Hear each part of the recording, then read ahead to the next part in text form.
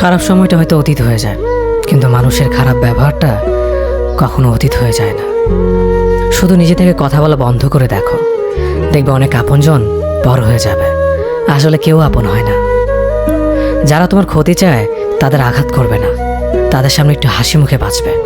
দেখবে তুমি আঘাত করলে যা কষ্ট পেত, ওরা তার থেকেও বেশি কষ্ট পাবে। যত মিশবে ততই মানুষ চিনবে, অভিনয় যে কত প্রকার হয় তা বুঝতে পারবে। সবাইকে তোমার সত্যতা জানানোর দরকার নেই, যে যা ভাবে তা নিয়ে সমালোচনা করতে দাও।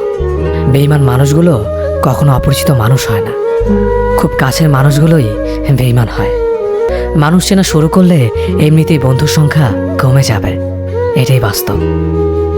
3টি কথা মনে রাখবেন: যে তোমাকে সাহায্য করে তাকে কখনো ভুলে যেও না, যে তোমাকে ভালোবাসে তাকে কখনো ঘৃণা করো না, যে তোমাকে বিশ্বাস করে তাকে কখনো ঠকিও না। ধোঁকা একজনেই দেয়, কিন্তু বিশ্বাস সবার উপর থেকে উঠে যায়।